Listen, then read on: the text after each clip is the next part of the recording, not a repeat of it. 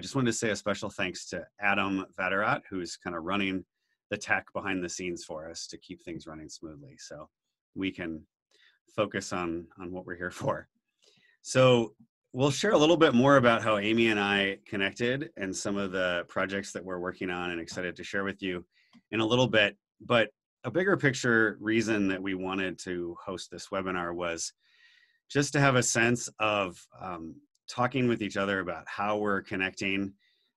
We were joking before about the quirky little things that people are doing on Zoom to like be funny and connect with each other. So how are we finding ways to stay connected while we're doing this social distancing, as well as to stay more centered as maybe our business plans shift and family and personal lives are all kind of rotating? How do we stay grounded or centered in who we are, in our own inner sense of wisdom and purpose? So I know for myself, I've kind of been all over the map and have talked with other people, depending on the day, sometimes depending on the hour, of having different reactions. So sometimes feeling really down or sad or even kind of depressed, that there's a kind of loss, a sense of loss that some of us are feeling around a loss of social connection, maybe disruptions in our business or personal plans. We were supposed to go to Walt Disney World with our kids, and that's been postponed, not canceled, postponed. There can be a sense of fear and anxiety that I've felt. There's sort of uncertainty about, how is my health? How are the people that I'm close to or my family? Is their health okay? How is this going to impact me and people that I care about and our whole society economically? Can bring up a lot of anxiety. I was on another call with some work friends a while ago, and it was helpful to also recognize, like, sometimes there have been moments where this has been really nice. Like, the pace of life is a lot slower. I'm not running around to so many practices and meetings. And that can also mean like a sense of guilt of, like, there are people who are out there, working in healthcare or in essential services who don't have that luxury. So do I feel bad for being able to work at home and those kinds of things? So just kind of wanting to recognize all of these swings and sometimes when we talk about it and make ourselves vulnerable and share it with others, that can sort of normalize it. There's a psychiatrist, Dan Siegel, who uses the phrase "name it to tame it," that if we name our emotions, it can sometimes also tame the overwhelm that we can feel. So we wanted to share a little bit of that and connect, as well as share more of the story of the things that Amy and I are working on and wanting to share with you all. So I also wanted to do kind of a grounding, connecting practice together at the beginning.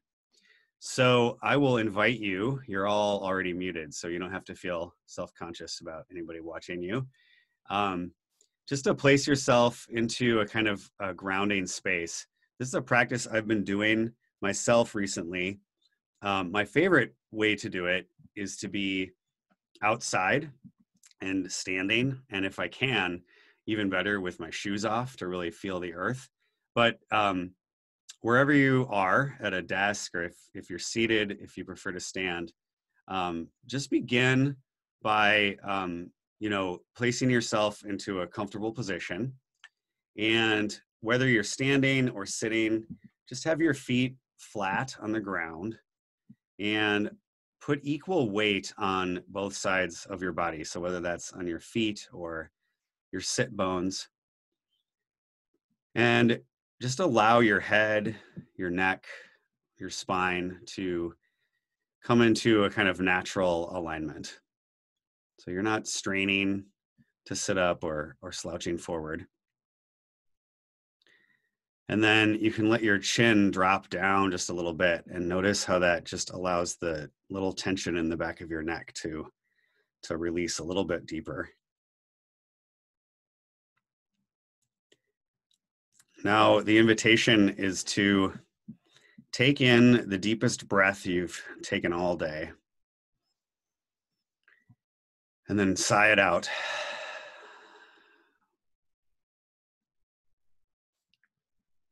And on your next exhale, whenever it comes up naturally, let your awareness drop from your head down into your body. So moving down through your neck. And on each exhale, just allowing your awareness to move a little bit deeper into your body, into your ribs and your spine, down through your abdomen and your lower back,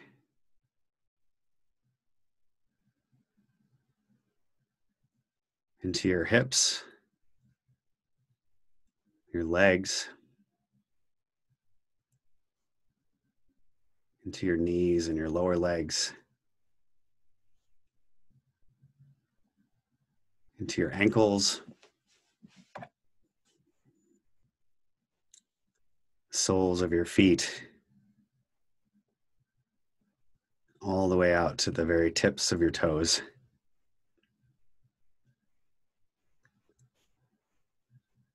And feel that sense of grounding and connection, support that you are receiving from the earth and the ground below you.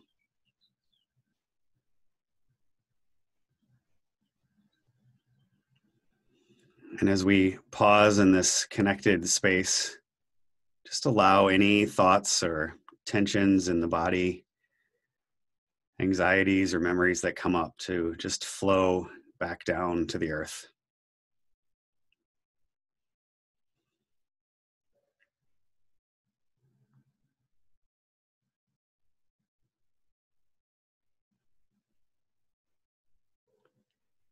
And then the next time you inhale, allow your awareness to start to move back up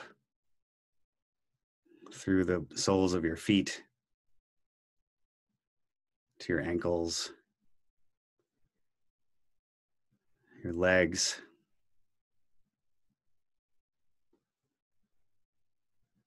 and each inhale just rising up a little bit further through your torso, through your heart, shoulders, your neck, and all the way back out through the top of your head. Just allow the next couple of breaths to feel that centered, grounding sense of presence from the very top of your head all the way down to the tips of your toes.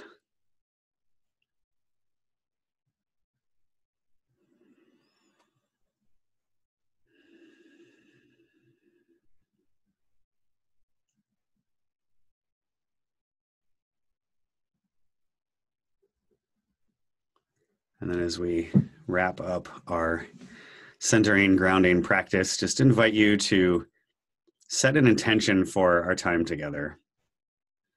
So what is it that moved you? What desire brought you to give up a half an hour of your time to be with us here? Seek some connection and grounding. And I'll just offer my own intention for each of you watching and participating, that you would have a chance to feel more centered and connected, no matter what is going on around you during this time.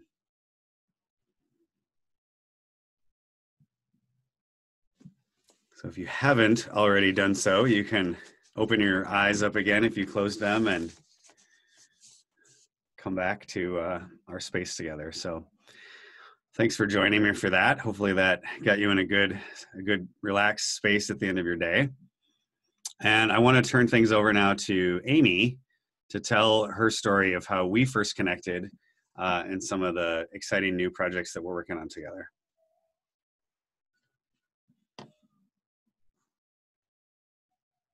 Hi, everyone. That was really good. Thank you, Tom, for leading that. I'll admit to being an intermittent meditator. I never quite have the practice that I would like, but right when I closed my eyes and kind of centered myself on my seat, I had a feeling of, oh, why am I not doing this all the time? This feels so good. So hopefully some of you, especially now as we're kind of in this strange space, I hope some of you felt that too. So I wanted to talk a little bit about how Tom and I first met, because it's a fun story, and then introduce a little bit of um, the impetus of kind of how our two ideas and the two things we work on passionately kind of came together. So I first came across Tom's work on a meditation app, actually, that I haven't opened in a little while. No But judgment. it was a meditation app that you can kind of pick from a lot of different meditations. And I had bookmarked one of Tom's and was doing his meditation every once in a while. And later on, I saw that he was going to be teaching a class on centering and centering wisdom here in St. Louis, which is where I am. And I didn't even know he was like a regular dude living in my neighborhood. I thought he was this like, he is an amazing meditation teacher, but he was right here. So I signed up for his class and probably fangirled a little bit at the beginning.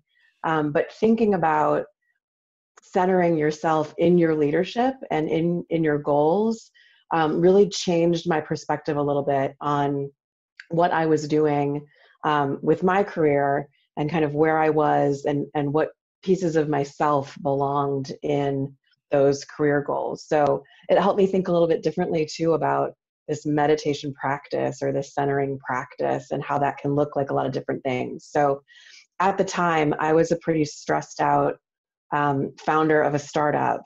And I'd started an organization that was designed to help women entrepreneurs grow their businesses faster through a lot of different programs. I was in the thick of kind of the entrepreneurship thing that was happening in St. Louis and in a lot of different places.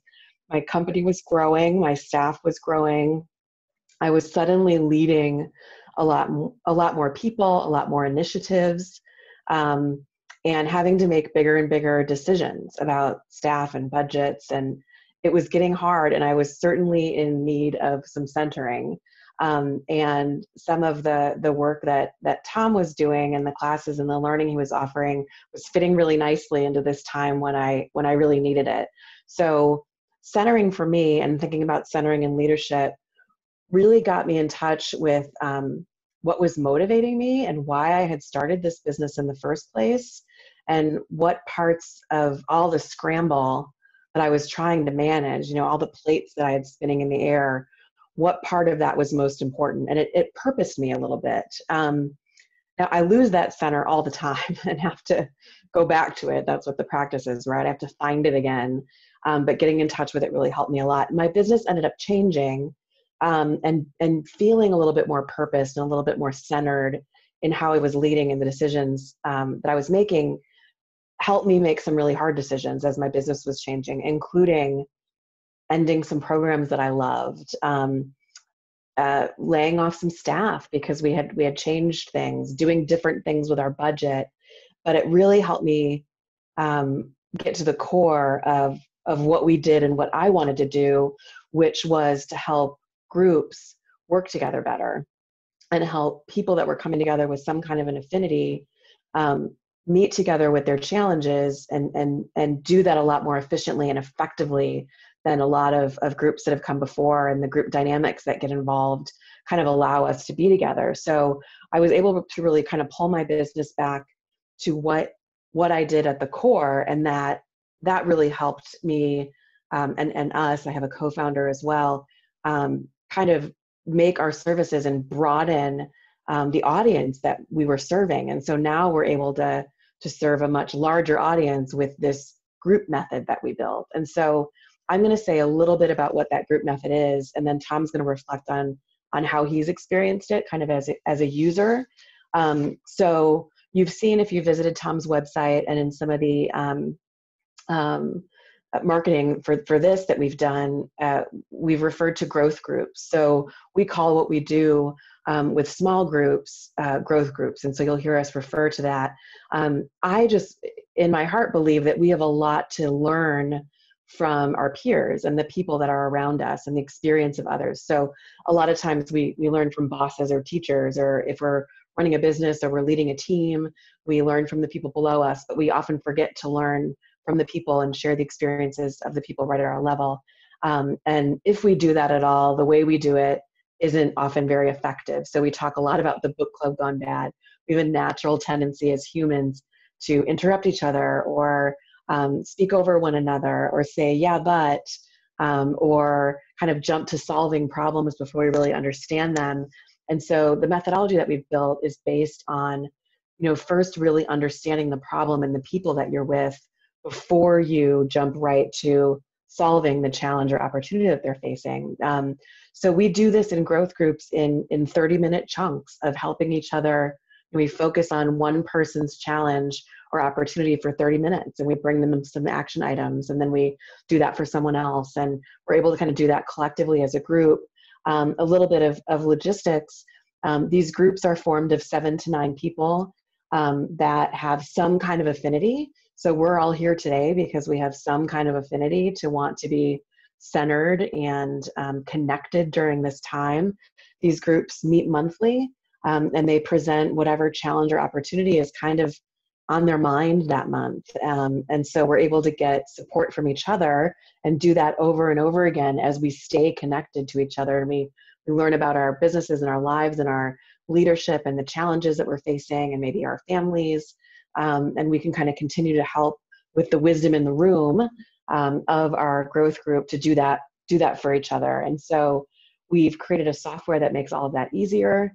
And I think that as Tom's work talks about how do we stay centered in our leadership, a group where you can come together with your peers and talk about how you're staying centered or not in your leadership and kind of learn from each other is really helpful.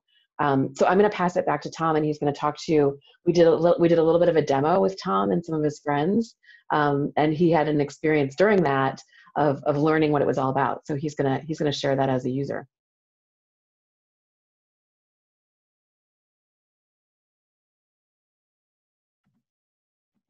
There we go. I wasn't able to unmute myself, but Adam picked up on it and let me. Thank you. Thanks, Amy, for telling that story. Yeah, so I had the fun of having Amy come to an early workshop that I did several years ago now, and then we kind of connected over coffee, and I heard the evolution of these growth groups starting as something for the women entrepreneurs that she was working with, and still using it for that, but realizing that it had a value kind of beyond that. And so as I have developed my own work and just released the new website, so some of you may have seen it that are on the call, some of you may be only familiar with my Thomas J. Bushlack site or other channels out there in the world, but there's a brand new site that just came up in the last couple of days. In fact, I'm going to try to do a screen share here. Oh, host has disabled. So if Adam, if you can let me do a screen share. Let's see if that works. There we go. Let me show you. This is the new site that the folks at Amplified Digital helped me put together. So it has the Centering for Wisdom assessment on it, where people can take that, a little more information about what it is. I wanted to highlight that there is a free ebook here about Centering for Wisdom that also comes with a guided meditation that actually the book and the meditation sort of work together to kind of teach you how to have a daily practice, a simple, easy practice to kind of stay centered or grounded. And then there's a page on this site as well for the growth groups in particular. So if you want to follow up after this, you can read a little bit more, and you can actually let us know that you're interested by filling out a form and explore a little bit further what it might mean to participate in one of these growth groups around Centering for Wisdom. So I just wanted to show that briefly. It's not the main point.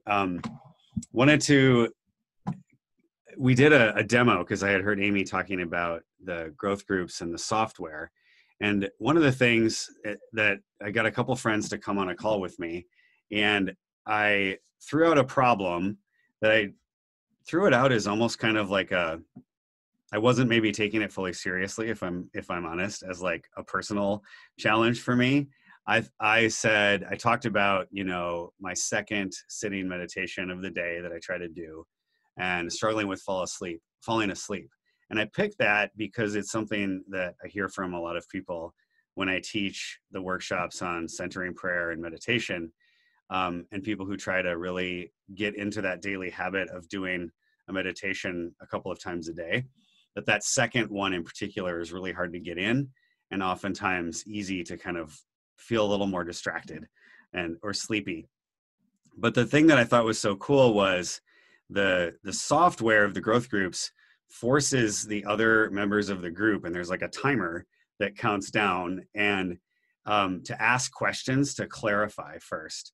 And some of you, I've been in some mastermind groups that are, and so at first I was kind of wondering how similar it would be to that. And what I found interesting is that the rigor of the software that holds you to that time and that process got a lot more depth out of it. I mean, I've gotten really good things from mastermind groups before, but people, like Amy said before, skip really quickly to problem solving and telling you what they know because everybody's an expert. And the questioning period was really helpful to kind of get at, well, what's really going on here, and what's really the core issue? Is it really about falling asleep, or what else is it? So I had some insights from that one practice session that was just 30 minutes that I've already incorporated into my daily practice, allowing myself to do something that's maybe a little more active during my second meditation of the day, to get a little more energy going, but still have that experience of like centering and grounding. So that was kind of my experience of it. And as Amy and I have been talking about this, and as I rolled out the new website, not only did I want the assessment to be available, which kind of helps identify areas where you tend to be sort of overreactive in different habits that can kind of hold you back from fulfilling your full potential or keep you distracted from what's really important. That assessment in and of itself is available, but I wanted to have some offerings for people who wanted to go deeper. And of course, coaching is like a big thing. And I'm happy and love doing that and have done that with people. But I'm also limited in how much I can do as one person. So the growth groups, I thought, was the perfect kind of way to bring together taking the assessment, getting that individualized feedback and self-knowledge. It does include a couple of coaching sessions with me, but then for 9 months, you have that monthly check-in of coming together with a group of peers who are wanting to stay centered and connected and intentional about what we're doing and the work that we're doing in the world, and support each other in that and ask questions. So it seemed kind of like a perfect fit. So that's how this all came together and made its way as an offering on the new site. And this webinar was an opportunity to kind of connect around during this time, but also to share some of those new resources that are available that we're really excited to make available. So, Amy, I don't know if you have anything else you want to add at this point. And we can start moving towards Adam's clapping. Thank you. Thank you very much. We can start also opening things up for questions or comments if there are, if you have, and you can do that. I think Adam can let people unmute themselves. Oh, I have the host now. So I can apparently unmute you and allow you, or if you want to ask a question or put it into the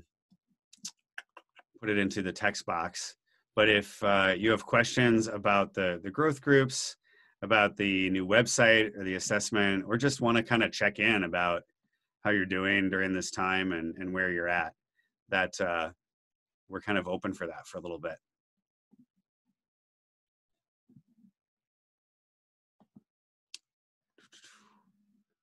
Sorry, I'm trying to, there we go.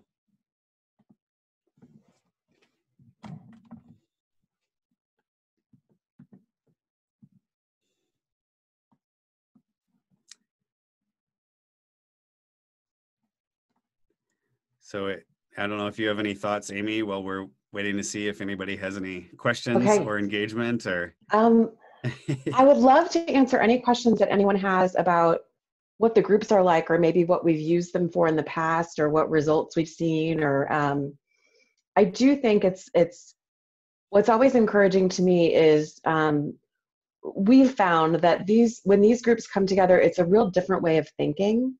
Um, and so I love how Tom reflects on the usefulness of the process, because we find that to be true. People kind of come in not knowing what to expect. They're used to, oh, I get together with my friends for dinner once a month, or oh, I have a resource group at work. But the intention with which these groups function does kind of lend itself to the process of really asking good questions before we jump right in. I mean, I don't know about you all, but if someone comes to me and says, Amy, I can't decide what to do about blah, blah, blah, blah, my first instinct is to tell them what to do or what I think. And I've been working this process for years and years, and I still kind of go, oh, I know what you should do. I'm getting better at saying, wait, tell me more. So I think that it's interesting to just kind of have our thought process be a little bit different. We've got some questions coming in. Roberto thanked us for the meditation, so thank you, Tom. I really liked it as well. And it seems like has a question about the groups. So we intend the meetings to be every month. There is a time commitment both in the month that the meetings usually last about 3 hours. And also, is there a time commitment? Roberto asked, like you sign up for X amount of time. So Tom, I don't know if you want to answer that X amount of time question, and I can kind of add my thoughts on what we usually see. Yeah, and if you go to the site that describes the groups, the time is a 9-month block. So there would be 9 monthly meetings, and with the 3-hour time group, you get 6 people can go each time, right? Yep. So I kind of alluded to like a process, and Tom did too when he said there's like a timer ticking down, and that sounds intimidating at first until you realize it really helps keep everybody on process. So each challenge. So if I were to be presenting my challenge to my lovely group, the asking questions and the finding solutions process lasts about 30 minutes. And so during a 3-hour meeting, you can do 6 30-minute sessions. So it's not often that you can kind of get that much done, at least in my experience, in a 3-hour meeting or a 3-hour time allotment. But the process kind of helps you do that. So 9 months, of a monthly meeting, and the monthly meeting lasts 30 minutes. And as far as what the groups are like, we pay attention to kind of the kinds of groups that we're putting together. The groups obviously have to have some kind of affinity, and your affinity would be through this Centering for Wisdom program. And generally, when we put groups together, we're making sure there's a certain level of diversity, and there is kind of a little bit of an application process to just make sure we know kind of what you're coming to the group with. But the group is really your own, so you'll be trained on the process. And then we do a getting to know you exercise during our first meeting to kind of level set everyone. As far as, if you're in my group, you might want to understand where I'm at in my career, what my family's like, what my history is like, maybe what I studied in school, to kind of let you know a little bit about how I interpret things and how I make decisions. And so you'll get to know your group in that way. And then for the next, 9 months, you'll follow this process of presenting challenges and finding solutions together. So Teresa had a question about standard questions of discernment that are used, and then I'll answer that really quick and then turn it back over to you, Tom, for the second question. We do, during our training for growth groups, talk a lot about being very mindful of the receiver when you're asking questions. A lot of times people are bringing their if they're talking about their leadership or their idea or their business, if you're a business owner, or their organization that they're leading, it's very tender stuff. And so we do talk a lot about what are the right kinds of questions to ask and how can you do that being very mindful. So we have some examples, but It's things like, tell me more about that situation, or help me understand how long you've been working on this, or can you remind me what your team is like, or have you done anything like this before? How do you feel when you're working with that person? So we're very careful about how we ask questions to kind of get to the root of the issue before we offer suggestions on how maybe to take advantage of an opportunity or solve a challenge that they're facing. So I hope that might answer the discernment question. Yeah, and I would add to that too, like you said, the affinity group here would be that everybody in these growth groups would have had a chance to take the assessment, and would have also had at the very beginning and then again at the end a one-to-one session with me, kind of going through the results from the assessment. So I would imagine too that will bring up some self-awareness around, the assessment kind of gives you results in 4 different areas of awareness of where you tend to get most distracted or pulled away from your center. And so those are kinds of questions then could be brought into the group of saying, I noticed based on my results and my feedback that, and talking with Tom about it, that I tend to get really distracted at this time of day or around these kinds of activities that kind of pull me away from my sense of purpose. So then that would be a great question to bring and say, here's my challenge. And then people ask questions, and even the asking sort of starts to peel the onion of like, what's really going on here for me? And then you get that feedback, and it does build that trust. So you get feedback from people who come to really care about you and how you're applying these. So that was, and then Teresa also asked about the cost. So like we said, it's 9 months. So we charge that at $200 a month, and there's kind of 2 ways to pay for that. So it can be billed monthly over those 9 months, or paid up front at $1,500, gives you basically a month and a half free discount or $300 off. So that's where the pricing for that is. So if you have more questions about that, you can also just submit a query on the website. There's like a contact us form, and we can talk about that. If there were a couple other things, I guess, that could vary that, if there was like a group that say work together as part of a corporation that they said, we've already got 7 to 9 people, I'm not signing up as an individual, we'd be happy to talk with you about like a group rate at that level, as well as if you have like a friend that you want to pull in, that we could talk about like a bring a friend kind of discount or something like that. But that's the pricing structure that we've got set up so far. But thanks for asking. And that all that information is also on the site if you get a chance to check it out. Well, I appreciate the questions. Any others of anybody that's on still that you want to ask before we sign off? I know we also wanted to keep it brief and give people a chance to center and connect and get on with life.